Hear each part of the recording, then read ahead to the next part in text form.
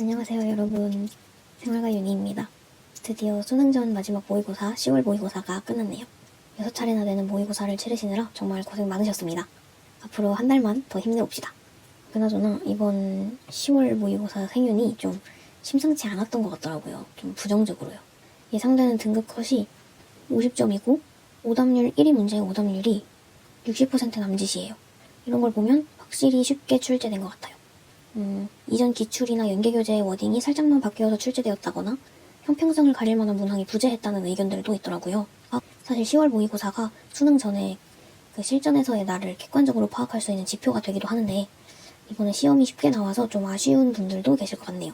아무튼 아무리 시험이 쉬웠더라도 그 속에 숨은 출제자의 의도를 파악하기 위해서는 선지를 하나씩 톱어보는 게 중요하죠. 그래서 지금부터 2026학년도 고3 10월 모의고사 생활과 윤리를 같이 풀어보도록 하겠습니다. 1번, 가나 윤리학의 핵심 과제로 가장 적절한 것은? 가는 도덕적 관행을 경험과학적으로 연구하고 인과관계를 객관적으로 서술해야 한다 라고 하는 것을 보아 기술 윤리학이라는 것을 알 수 있고, 을은 규범적 판단에 대한 근거를 마련하고 도덕 이론을 정립해야 한다 라는 것을 보아 이론 윤리학이라는 것을 알 수 있습니다. 1번 선지부터 보면 윤리학이 학문으로 성립 가능한지를 탐구하는 윤리학은 메타 윤리학이죠. 2번, 도덕명제에 사용되는 언어의 의미를 규명하는 것. 이 또한 메타 윤리학의 핵심 과제입니다. 3번, 행위의 선악을 판단하는 도덕 원리를 제시하는 것. 이것이 바로 이론 윤리학의 핵심 과제로 가장 적절합니다. 4번, 도덕 추론의 타당성을 가치 중립적으로 검증하는 것. 이 역시 메타 윤리학의 핵심 과제인데요.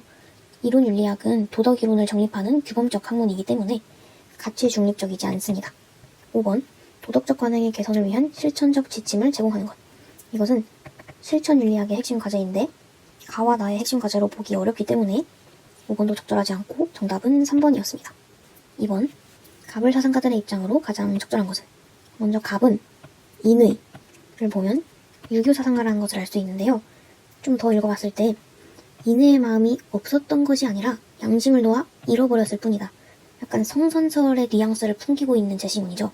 그래서 갑은 맹자입니다. 그리고 을은 도, 그리고 성울에는 귀천의 구별이 없다. 이러한 점을 보면 도가 사상가라는 것을 알 수 있는데 유유자적하게 거닐면 이 한자가 소요거든요. 그래서 이 소요, 즉 소요유는 장자가 주장한 것입니다. 바로 1번 선지로 넘어가 보면 백성은 항산이 없어도 항심을 가질 수 있다. 맹자는 백성이 항산이 없으면 항심을 가질 수 없다라고 보았습니다. 그렇기 때문에 통치자가 백성의 생업을 안정시켜야 한다라고 주장했던 거죠.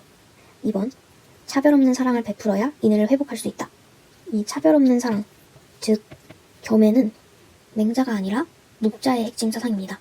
맹자는 인의를 주장한 사상가인데 이 인의는 차별적 사랑입니다. 따라서 겸해가 아니라 별애를 베풀어야 한다라고 봅니다. 3번, 인위에 얽매이지 않아야 정신적인 자유를 실현할 수 있다. 장자는 인위, 즉 인위적인 도덕 규범에 얽매이지 않고 도에 따라서 무위 자연의 삶을 살 때 소요유의 경지에 이르러 정신적 자유를 실현할 수 있다 라고 보았습니다. 따라서 이 3번이 장자의 입장으로 가장 적절했습니다. 4번, 감각으로 인식한 도를 따를 때 이상적 인간이 될 수 있다. 장자가 따라야 한다고 주장한 이 도는 감각으로 인식한 것이 아닙니다. 도가에서는 좌망과 심재를 수양 방법으로 제시하잖아요.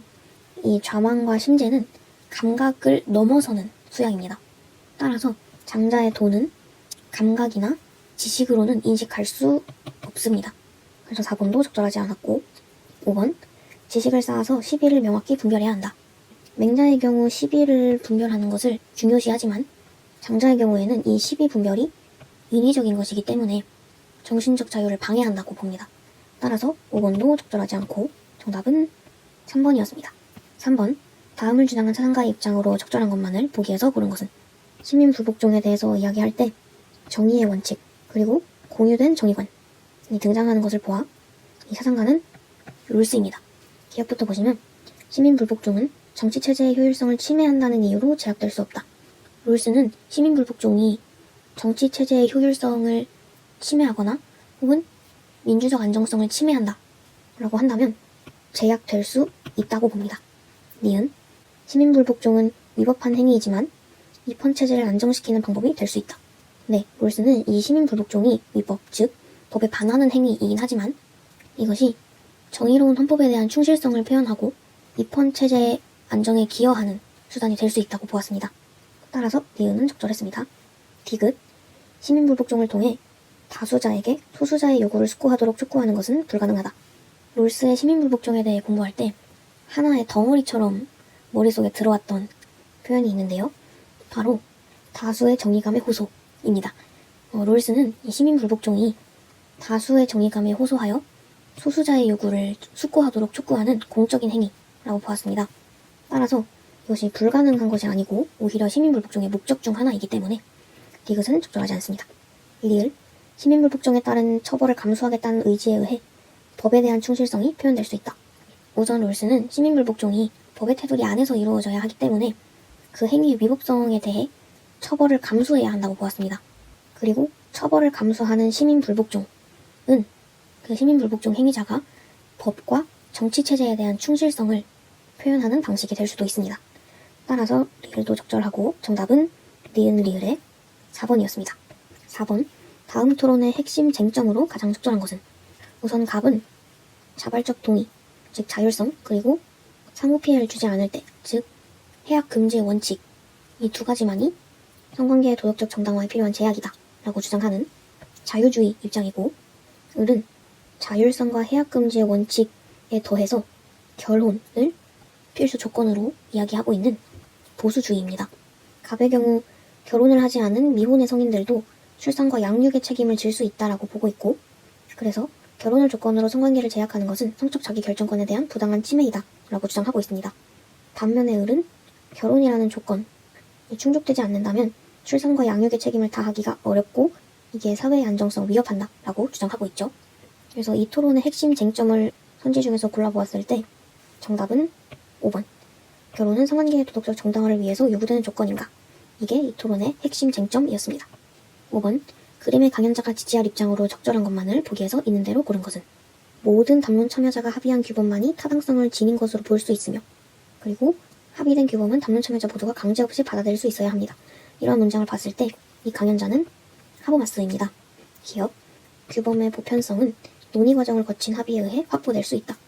이 위에 말풍선에서도 보편성을 가질 수 있는지를 다른 사람들과 논의해서 도출해내야 한다라고 주장을 하고 있기 때문에 이 기억은 하버마스가 지지할 입장으로 적절합니다. 니은, 타당한 규범은 담론 참여자 중 다수가 동의한 경우에만 도출된다. 하버마스의 담론 윤리는 다수가 동의하는 다수결이 아니라 모든 담론 참여자가 강제 없이 동의한 합의만이 타당한 규범을 도출할 수 있다 라고 보았습니다. 따라서 니은은 적절하지 않고 디귿, 담론은 참여자의 자율성에 대한 존중심을 바탕으로 이루어져야 한다. 말풍선에도 나오듯이 담론은 강제가 없고 그리고 합의에 대한 타당성 주장은 상호 주관적 인정에 따라 평가됩니다. 이러한 점은 그 담론 참여자들의 자율성 그리고 평등성에 대한 존중심을 바탕으로 이루어져야 한다라는 것을 알 수 있습니다. 리을, 담론의 정당성 확보를 위해 담론 참여자는 주관적 의견 제시를 지양해야 한다. 하버마스가 이야기하는 담론은 참여자들이 자신의 주관적인 입장을 자유롭게 제시하고 그 의견들을 바탕으로 공통의 합의를 도출하는 과정입니다. 따라서 주관적 의견 제시를 지양, 즉 배제하려 한다면 담론 자체가 성립할 수 없습니다. 따라서 정답은 기억 디귿의 2번입니다. 6번. 가의 갑을 사상가들의 입장을 나 그림으로 탐구하고자 할 때 A에서 C에 들어갈 적절한 질문만을 보기에서 있는 대로 고른 것은?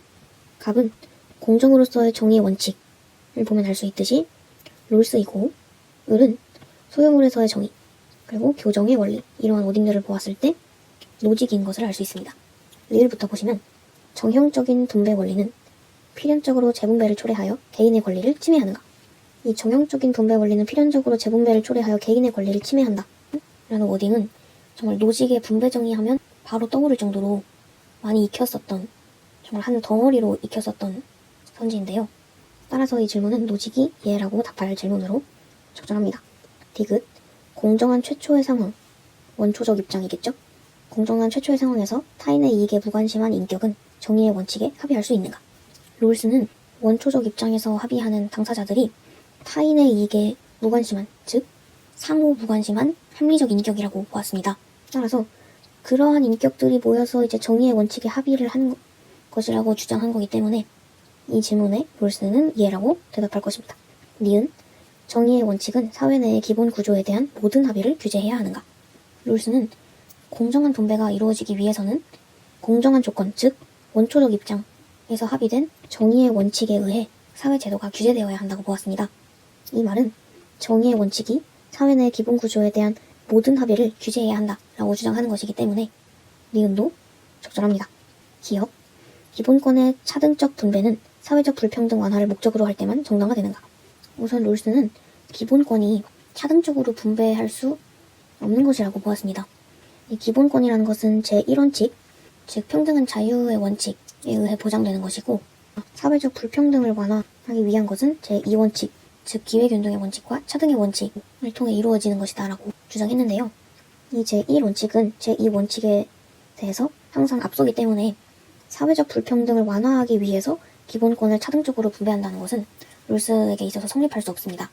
롤스가 주장한 차등의 원칙은 기본권이 아니라 소득, 부, 사회적 지위와 같은 사회적 경제적 가치의 불평등한 분배를 규율하고자 하는 것이었기 때문에 이 기억은 A의 자리에 적절하지 않습니다. 따라서 정답은 니은, 디귿, 리을의 5번입니다.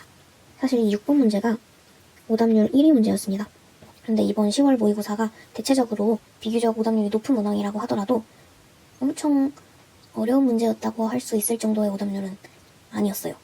그래서 이 선지 속의 워딩이 좀 생소하더라도 기존에 가지고 있던 개념들 혹은 기출이나 연계교재에서 보았던 워딩들을 잘 떠올려 봤을 때 충분히 풀 수 있는 난이도의 문제였던 것 같습니다. 7번, 갑을 사상가들의 입장으로 가장 적절한 것은? 갑은 소외된 노동은 인간으로부터 그의 본질을 소외시킨다. 자본주의에서의 노동자는 타인으로부터 소외된다. 라고 비판한 이 사상가는 마르크스입니다. 그리고 을은 국가 안의 성향이 다른 세 계층, 이 세 계층이라는 것을 보면 플라토님을 알 수 있습니다. 1번, 생산수단의 공유는 노동의 본질을 실현하는데 기여한다. 마르크스는 그 자본주의 체제에서 노동소외가 발생하는 근본적인 원인이 사적인 생산수단의 소유에 있다고 보았습니다. 따라서 마르크스는 이를 비판하고 생산수단의 공유를 통해 노동의 본질을 실현해야 한다라고 주장했습니다. 그리고 마르크스가 주장했던 그 노동의 본질을 실현하는 사회는 공산사회였던 것이죠. 그래서 1번이 마르크스의 입장으로 적절했습니다. 2번, 진정한 노동은 노동자 자신을 상품으로 인식하게 만든다. 마르크스는 이 노동이라는 것을 부정적으로 본 것이 아니라 진정한 노동은 인간 본질을 실현하고 인간을 자유로운 존재로 인식하게 만들어주는 그런 긍정적인 것으로 보았는데요. 따라서 이 선지를 마르크스의 입장으로 적절하게 만들려면 진정한 노동이 아니라 자본주의 하에 소외된 노동 이렇게 바꾸면 그 소외된 노동은 노동자 자신을 상품으로 전락시키기 때문에 마르크스의 입장에 적절하게 바꿀 수 있습니다. 하지만 우선 이번 선지는 마르크스 입장으로 적절하지 않았습니다. 3번, 누구든지 자신이 원하는 직업에 종사할 수 있어야 한다. 플라톤은 개인의 타고난 소질에 따라 직업이 결정된다고 보았습니다. 따라서 누구든지 자신이 원하는 직업에 종사할 수 있어야 한다라고는 보지 않았습니다. 4번, 정의로운 국가에서 서로 다른 계층 간의 간섭은 허용된다. 플라톤에 따르면 서로 다른 계층, 즉 통치자, 수호자, 생산자 이렇게 각 계층이 각자의 일에만 충실하고 다른 계층의 일에 간섭하지 않을 때 정의로운 국가가 실현된다고 보았기 때문에 4번도 적절하지 않습니다. 5번, 계층 간 역할 교환 없이는 이상사회가 실현될 수 없다. 이 플라톤의 경우 각 계층이 역할에 충실하고 분업을 할 때 이상사회, 즉 정의로운 국가가 된다고 보았기 때문에 이 이상사회의 전제에 역할 교환이 있지 않습니다. 따라서 정답은 1번입니다. 8번, 갑을 사상가들의 입장으로 가장 적절한 것은? 인간은 자연상태의 온갖 특권에도 불구하고 재산 보존을 위해 스스로를 정부의 지배하에 두기로 한다. 이렇게 재산을 좀 중요하게 생각하는 이 사람은 로크입니다.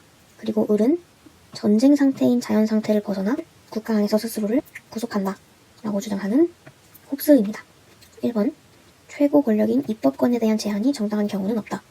로크는 최고 권력인 입법권, 국민의 신탁에 근거하기 때문에 그 권한을 남용하거나 국민의 재산권을 침해하면 국민은 저항권을 행사해서 이 입법권을 제한할 수 있다라고 보았습니다.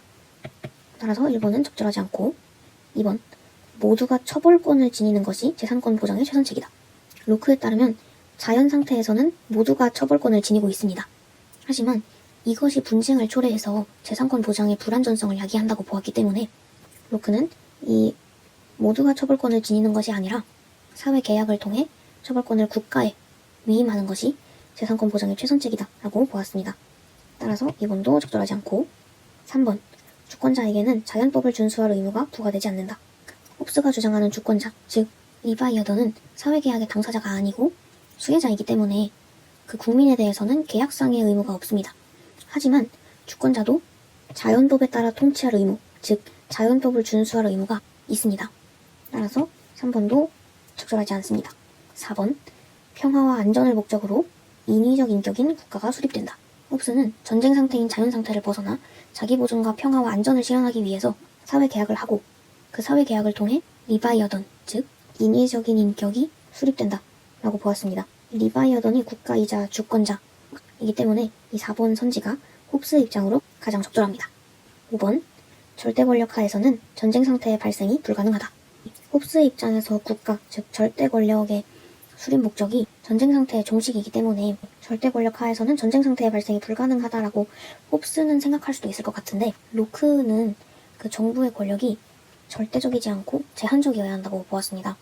그래서 오히려 정부가 절대 권력을 행사할 경우에 전쟁 상태가 초래될 수 있다라고 보았기 때문에 5번도 적절하지 않고 정답은 4번이었습니다.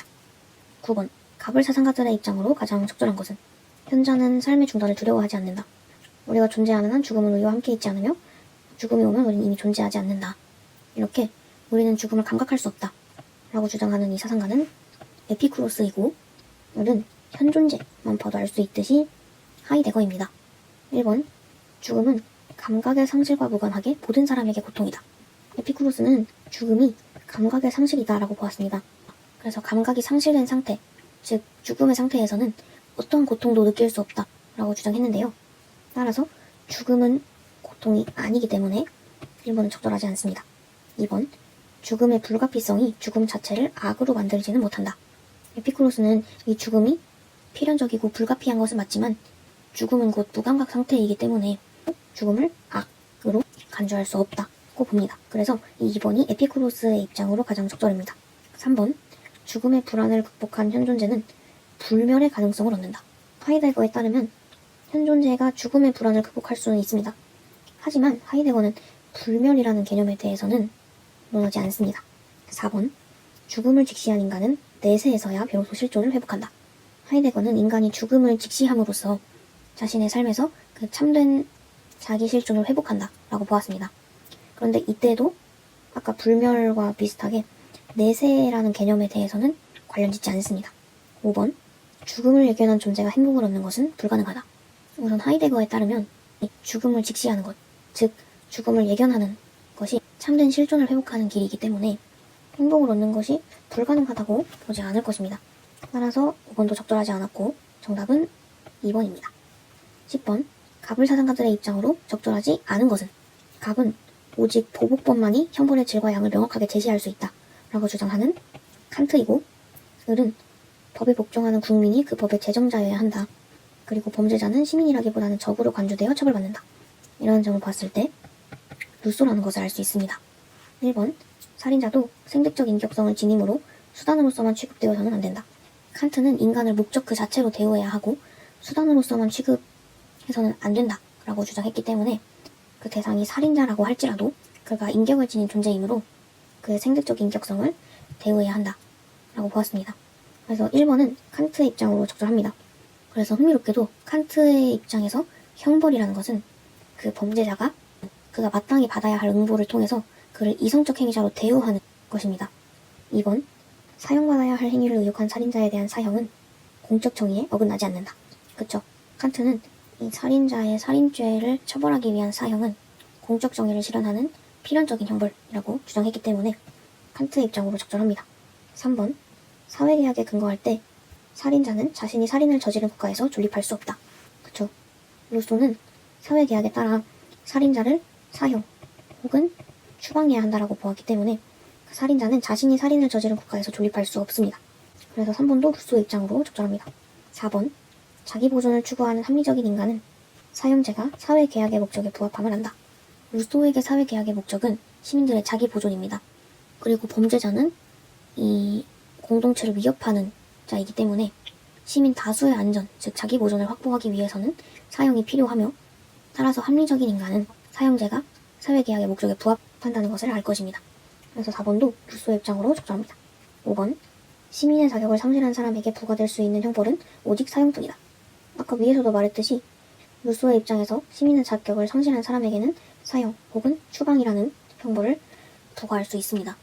따라서 5번이 적절하지 않아서 정답이었습니다. 11번, 다음을 주장한 사상가의 입장으로 적절한 것만을 보기에서 있는 대로 고른 것은? 이 기술의 시대에 희망보다는 공포를 논의의 대상으로 삼아야 한다 라고 보는 이 사상가는 요나스입니다. 기억부터 보시면 자연에 대한 인간의 책임과는 다르게 인간 간의 책임은 호혜적일 수 있다. 그쵸. 자연 및 미래 세대에 대한 인간의 책임은 일방적이고 비호혜적인 것이 맞습니다. 그런데 그냥 인간 간에 인간 간에 지는 책임은 서로 주고받는 그런 호혜성에 근거할 수 있다고 보겠죠. 그래서 기억은 적절합니다. 니은, 기술에 대한 평가는 활용 결과를 배제하고 개발 의도에 근거하여 이루어져야 한다. 요나스는 그 기술의 활용 결과를 배제하는 것이 아니라 오히려 그 활용 결과를 근거로 기술에 대한 평가를 해야 한다라고 주장했습니다. 따라서 니은은 적절하지 않았습니다. 디귿, 기술을 가치 중립적으로 바라보지 않고서는 기술이 초래할 수 있는 악을 인식하는 것이 불가능하다. 이 말은 기술을 가치 중립적으로 바라보아야 한다라는 것인데, 요나스는 기술을 가치 중립적으로 보아서는 안 되고 오히려 그 위험성을 선제적으로 인식해야 한다라고 주장했습니다. 따라서 디귿은 적절하지 않습니다. 실시간으로 목이 쉬네요. 리을, 미래 세대의 권리를 존중해야 하는 의무는 미래 세대가 존속되어야 한다는 정원 명령에 예속되어 있다. 이 요나스가 칸트를 완벽히는 아니고 이제 부분적으로 계승한 사상가로 알고 있는데, 그래서 정원 명령이라는 워딩이 등장하죠. 요나스에게 있어서 이 정원 명령은 존속의 의무입니다. 그래서 이 정원 명령으로부터 미래 세대의 생명권과 존속에 대한 책임이 도출된다고 보았는데, 이러한 점을 생각해 보았을 때 미래 세대의 권리를 존중해야 하는 의무가 미래 세대가 존속되어야 한다는 정원 명령에 예속되어 있다라고 볼 수 있을 것입니다. 따라서 정답은 기역 리을의 2번입니다. 12번, 가의 가불병 사상가들의 입장을 나 그림으로 표현할 때 A에서 D에 해당하는 적절한 진술만을 보기에서 있는 대로 고른 것은? 갑은 동물에 관련한 우리의 의무는 인간이 자신에 대해 지니는 의무에 불과하다. 이렇게 동물에 대한 의무를 인간 자신에 대한 간접적 의무로 환원하는 이 사상가는 칸트이고요. 을은 삶의 주체만 봐도 알 수 있듯이 레건이고, 병은 고유의 선을 추구하는 목적론적 삶의 중심이라는 워딩을 보았을 때 테일러라는 것을 알 수 있습니다. 기억부터 보시면 인간이 아닌 생명체를 잔악하게 다루면 안 되는 이유는 인간 자신에 대한 의무에서만 도출된다. 칸트만의 인간 중심주의를 나타내는 선지인데요. 칸트는 동물을 잔악하게 다루면 인간의 도덕성을 훼손하기 때문에 동물, 즉 인간이 아닌 생명체를 잔악하게 다루면 안 된다고 보았습니다. 그래서 이 선지가 A의 자리로 적절하기 때문에 기억은 적절하고, 니은, 수단으로만 대우받아서는 안 되는 존재라면 도덕적 지위를 지닐 수 있다. 이 선지가 지금 칸트와 레건만의 공통점인 B 자리에 놓여져 있는데, 이 수단으로만 대우받아서는 안 되는 존재가 도덕적 지위를 지닐 수 있다라는 점에는 테일러 또한 동의합니다. 그래서 니은은 적절하지 않고, 디귿은 인간이 아닌 도덕적으로 무능력한 존재가 도덕적 존중의 대상이 되는 경우가 있다. 이 점은 칸트를 제외한 레건과 테일러의 공통점으로 적절합니다. 그리고 리을, 인간의 가치평가로부터 독립된 가치를 지닌 개체. 우선 이 워딩부터 정리하면 좋을 것 같은데, 인간의 가치평가로부터 독립된 가치를 지닌 개체로는 칸트의 입장에서 인간밖에 없을 것입니다. 그리고 레건과 테일러의 입장에서는 인간과 다른 비인간 존재들이 있겠죠? 근데 우선 세 사상가 모두 이 범주 안에 인간이 들어가 있습니다. 그래서 인간의 행위는 도덕 판단의 대상이 아니지 않죠. 그래서 이 선지는 세 사상가의 공통점인 D의 자리에 아주 적절하지 않아 보입니다. 그래서 정답은 기역 디귿의 1번입니다. 그런데 이 리을 선지에 대해서 제가 가장 매끄러운 풀이를 한 것인지는 잘 모르겠어요. 일단 저는 그렇게 이 리을 선지를 이해했다 라는 정도로 알아주시면 좋을 것 같아요. 13번, 가의 주장을 나 그림으로 나타낼 때 기역에 대한 반론의 근거로 가장 적절한 것은? 우선 이 소전제의 기역에 들어갈 내용은 동물 실험은 동물의 권리를 침해하는 행위다 입니다. 그래서 동물 실험에 대해 부정적으로 이야기하고 있기 때문에 여기에 반론을 하기 위해서는 동물 실험을 긍정적으로 바라보아야 해요. 그래서 이 선지들 가운데에서 동물 실험을 옹호하는 듯한 입장을 취하는 선지는 5번밖에 없습니다. 그래서 정답은 5번입니다. 동물은 자율성이 없으므로 권리를 지닌 존재일 수 없다. 14번. 다음을 주장한 사상가 입장으로 적절한 것만을 보기에서 고른 것은 종교적 인간, 성스러운 이런 단어들을 보면 바로 엘리아드라는 것을 알 수 있습니다. 기억. 성스러운 것과 세속적인 것은 현실에서 공존할 수 있습니다. 니은.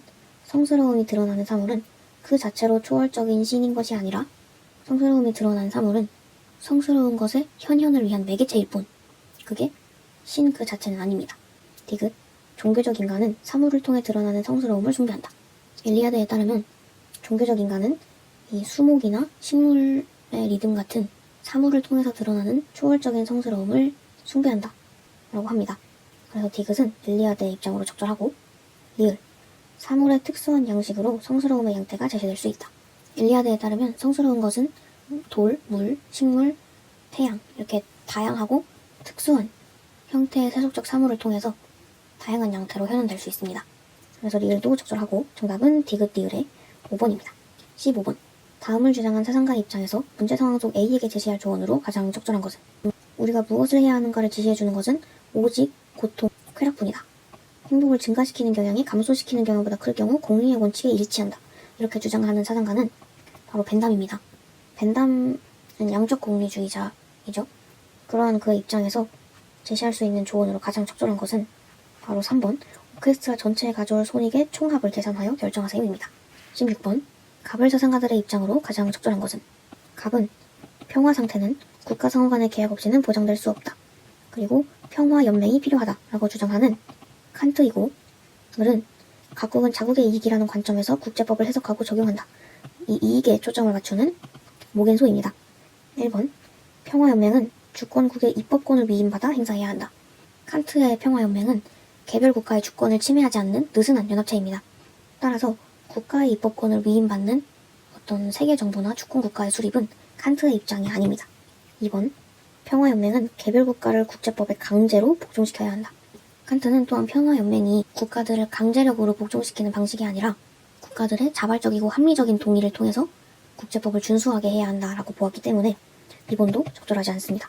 3번 국내 정치와 국제 정치의 본질은 서로 다를 수밖에 없다. 모겐소는 이 현실주의의 입장에서 국내 정치와 국제 정치가 모두 권력투쟁이라는 어떤 동일한 인간 본성에 기반하고 있다고 보았기 때문에 그 본질은 서로 다른 게 아니라 동일하다고 보았습니다. 그래서 3번도 적절하지 않고 4번 세력균형을 도모하는 군비경쟁은 전쟁을 유발할 수 있다. 이건 어찌 보면 너무 당연한 말인 것 같은데요. 모겐소는 세력균형을 도모하는 군비경쟁은 전쟁을 유발할 수 있다라고 보았습니다. 5번 평화 실현을 위한 각국의 무력 행사는 항상 정당하다. 칸트는 오직 방어 목적의 경우에만 무력 사용을 제한적으로 허용하는데 또 평화연맹의 설립에서는 그 전쟁의 종식을 목표로 해요. 그래서 각국의 무력 행사가 항상 정당하다라고 하는 이 선지의 표현은 칸트의 입장에서는 적절하지 않고, 그리고 모겐소의 입장에서도 물론 모겐소는 국익을 위한 무력 사용을 현실적으로 인정은 하지만 그것이 항상 정당하다라고는 단정하지 않습니다. 따라서 5번도 적절하지 않고 정답은 4번입니다. 17번 다음 칼럼의 입장에서 지지할 견해로 가장 적절한 것은 이 칼럼은 생성형 인공지능에 대해 이야기하고 있는데요. 생성형 인공지능에 대한 과도한 의존은 사용자의 깊이 있는 사고를 방해하고 자신이 항상 옳다는 착각에 빠질 수 있고 인간관계로부터 멀어지게 만들 수 있다.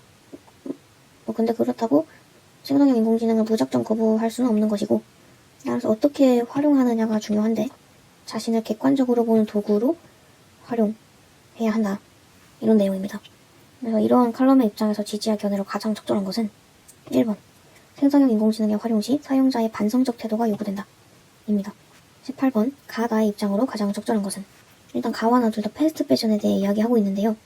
패스트 패션이 지닌 문제를 해결하기 위해서는 제품 생산에 대한 정부의 규제가 필수적이다 라고 이야기하고 있는 이 가는 약간 제도와 정책의 차원에서 접근하는 입장이고, 나는 제품 생산에 대한 정부의 규제는 실효성이 있기는 한데 소비자의 선택권을 침해한다. 따라서 소비자의 윤리적 신념에 따라서 기후 문제를 해결해야 한다 라고 보는 개인적, 실천적 접근의 입장입니다. 그래서 1번부터 쭉 보면 패스트 패션의 확산은 소비자의 욕구 충족을 방해하는 것이 아니라 오히려 소비자의 기호를 충족해준다고 나와 있습니다.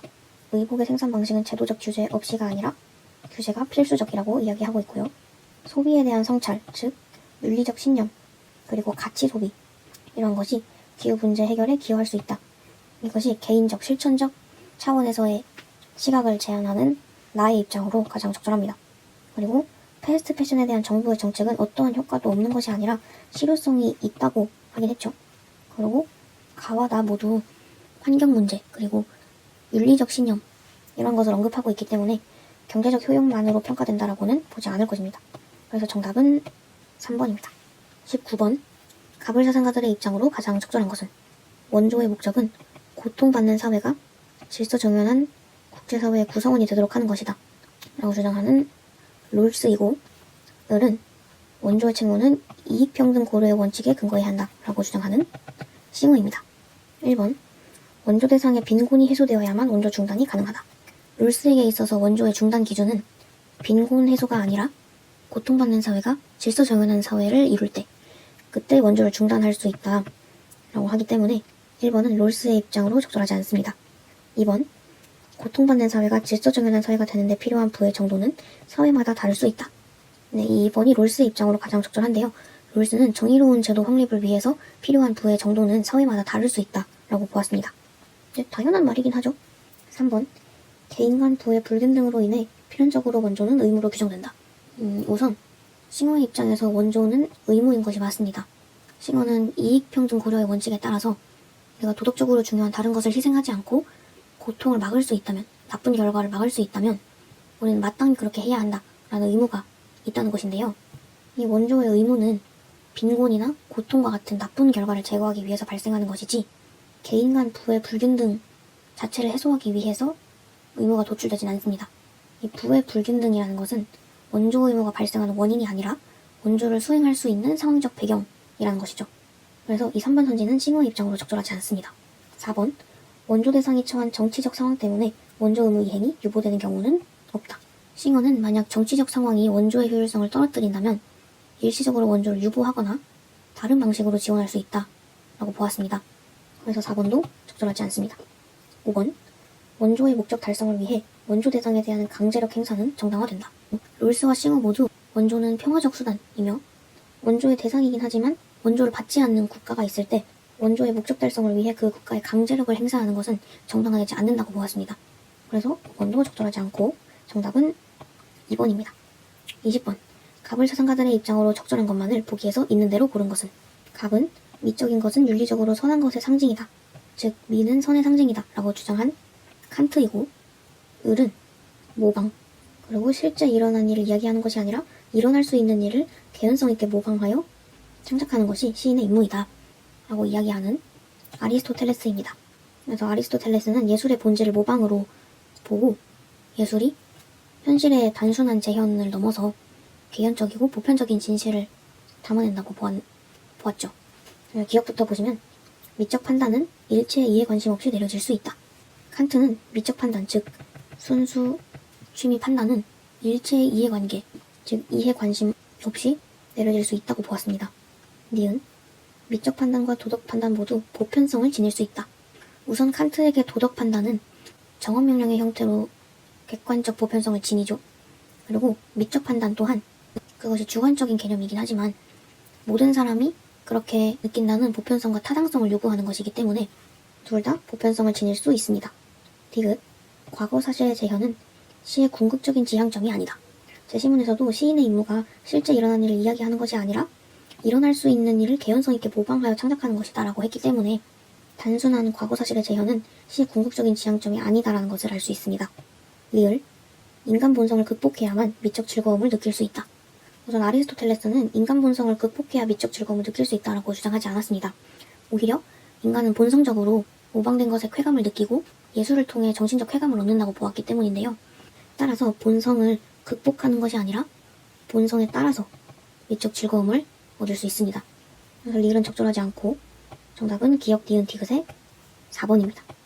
네, 이렇게 10월 모의고사 수능 문제를 같이 풀어보았습니다. 이제 정말 얼마 남지 않은 수능 끝까지 완주하시길 바랍니다. 항상 응원합니다. 그리고 영상을 마치기 전에 저희 채널에 대해서 드릴 말씀이 하나 있어요. 사실 한 2주 정도 전부터 제 영상에 달아주신 댓글들에 답변을 드리고 있지 않는데요. 이전까지는 공부법을 묻거나 조언을 구하는 모든 댓글들에 이제 저의 경험을 바탕으로 답변을 드렸었거든요. 그런데 점점 이제 수능이 가까워지다 보니까 좀 제 답변에 대한 확신이 조금씩 줄더라고요. 공부법이나 루틴, 공부량 이런 것들은 사실 사람마다 다 다르잖아요. 그래서 제 이야기가 오히려 수능이 얼마 남지 않은 수험생분들께 괜한 혼란을 주지 않을까 하는 생각이 들었어요.